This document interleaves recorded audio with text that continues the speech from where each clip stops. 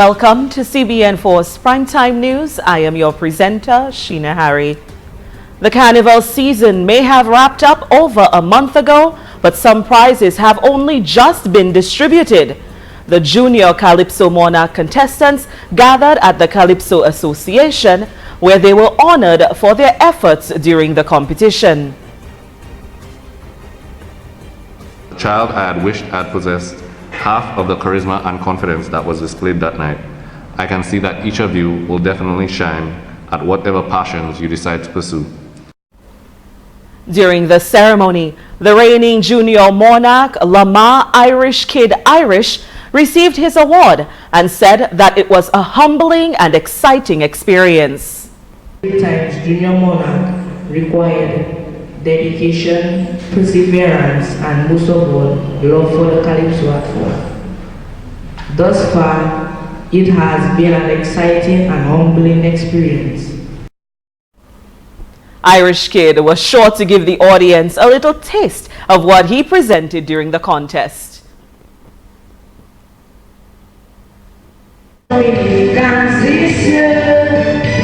Let's show up a dream all weekend. This year, Dominicans, this year, calling for a sober atmosphere. The Junior Monarch competition is sponsored annually by the Leo Club. As a special treat, CBN4 will be helping you celebrate our culture and reminisce about Mass Dominic 2016. During the Easter break, tune in for recaps of the Carnival Queen competition, the Calypso Monarch contest, the Miss Teen Dominica pageant, the Junior Monarch competition, Miss DCS Mass Jamboree, and other selections from the list of carnival activities. Also making our headlines, Janelle Phillip of the Grand Fort Primary School has won the 2016 Mademoiselle Francophonie title. The 9-year-old, who represented Ghana, won from a field of 5 other contestants in that competition. How do you feel right now? I feel excited, confident. I didn't know I was going to win, but I did it. You did your best. You did your best. Yes. So what's the first thing you're gonna do when you go to school? What? What's the first thing you're gonna do when you go to school? Make a party. You're gonna make a party in school? Yes. So then, Who are the ones who helped you prepare for the pageant? My mom, my dad, and my teachers. you felt nervous going through the competition? Yes, I did. You feel better now, do you? Yes. Thank you. Well, congratulations, and I wish you the best on your reign year. Thank you very much. All right. I'm 9 years old. Okay, and any message you want to send to younger children like yourself who wants to participate in this competition? Well, I'd like to say, if you're young as me, just have fun, enjoy yourself, and have a great time. Okay, congratulations again. Thank you. Leilani Leslie of the Massac Primary School, who represented the country of Togo, placed first runner-up position. Simone Moses of the Monjon Primary School, who represented Monaco, received the second runner-up spot. Dominica's ability to withstand climate change and the island's resilience with respect to disasters are the key focus of a workshop that the Dominica Meteorological Service has put on. With complete details, here's Shana Esprit. So, Sheena, the first global framework for climate services in-country workshop was held to implement a mechanism for the development and efficient delivery of climate service products which will assist in decision making. The workshop, which was held today at the Office of Disaster Management, addressed international, regional and national contexts of climate services, among others. The workshop was also facilitated by the Dominica Meteorological Service in collaboration with the CIMH, or rather Caribbean Institute for Meteorology and Hydrology, and also supported by the World Meteorological Organization through USAID funding.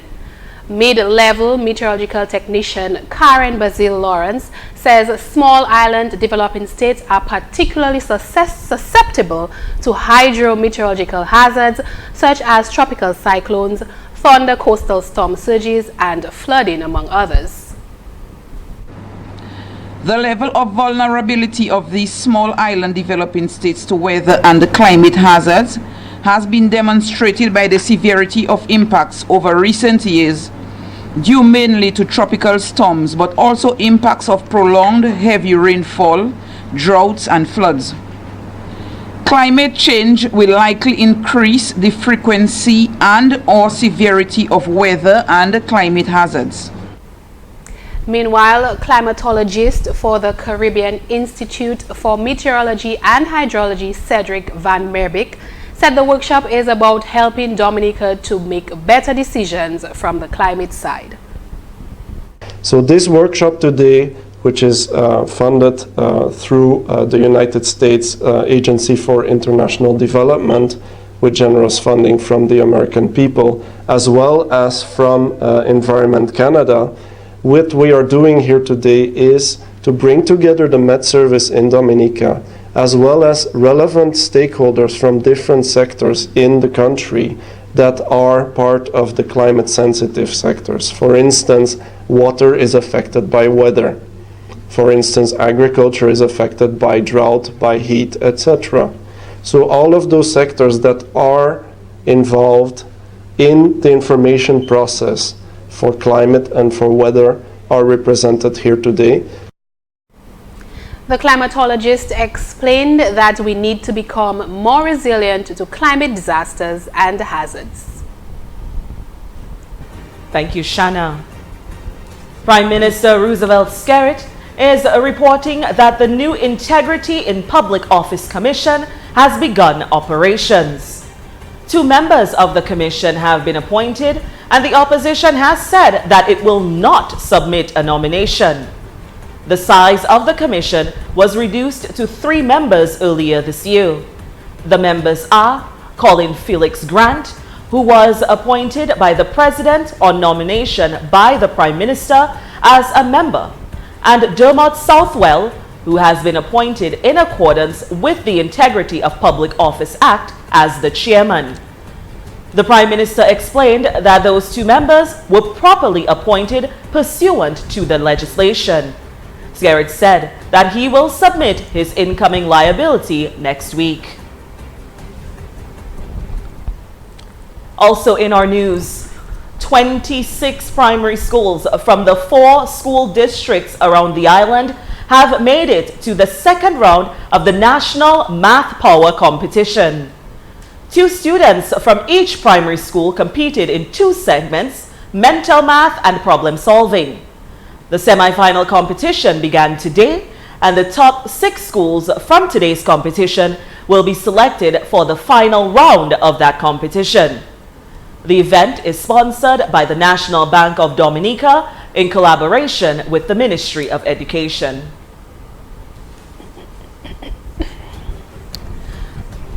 The Journalism Club of the Dominica State College will be holding a forum on the experience of minorities in Dominica under the theme Spoken in Their Own Voice. Here's Shanna Esprit with the details. Sheena, the event will take place at the Dominica State College within the college's auditorium lower campus on Tuesday, March 22nd, 2016 from 11:30 a.m. to 12:45 p.m. The aim of this forum is to facilitate minority communities in Dominica to bring to light issues or concerns as it relates to the general experience of a person from their respective communities. The forum also provides a chance for the Dominican public to become more aware of these communities and assist in their further integration into Dominican society if necessary. Panelists representing the Muslim, Haitian, Chinese, Kalinago and Rastafarian communities will be present, as well as a representative of Miradom, or rather the Minority Rights Dominica. There will also be a question and answer period after the presentations by the panelists.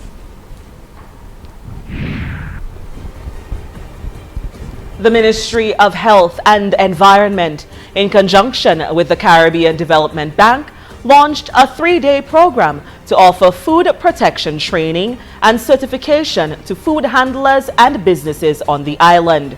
21 businesses and business owners will participate in the program, which is geared toward food safety, which Chief Environmental Health Officer Anthony Scotland says is a basic human right. He stated that this program will be ongoing. The young ladies of the Wesley High School had a day of encouragement and motivation as the school held its Career Day. Principal Hermione Irish said that the day is aimed at preparing the students for the world of work and offering some guidance in the choice of careers. Several guests were invited to speak, including one very distinguished guest. Today we invited lawyers, we also invited someone from the Lead Institute to participate, and we decided as our motivational speaker that we would invite the Prime Minister to speak with the students.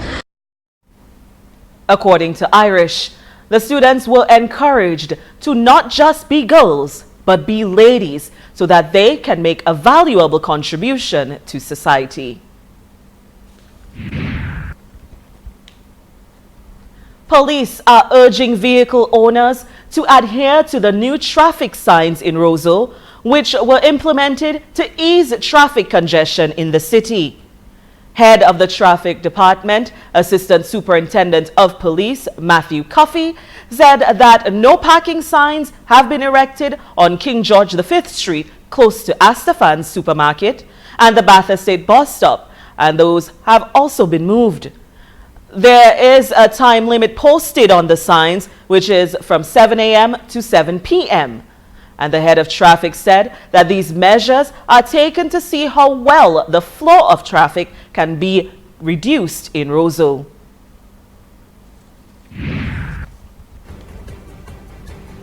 And Police Public Relations Officer Pelham John Baptist has reported that a woman of Mon Alui has been shot. According to reports, Anita Austri, sister of the Honorable Reginald Austri, was the victim of an attempted robbery.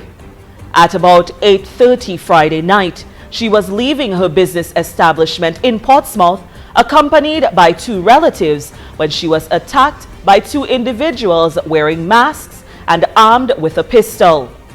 Although the robbery was unsuccessful, Austri was shot once in the chest and is now at the Princess Margaret Hospital.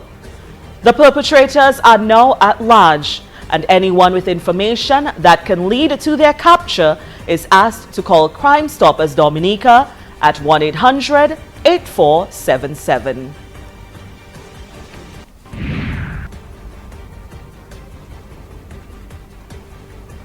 And that wraps up our primetime news here on CBN4. On behalf of our entire news staff, as always, thank you for watching.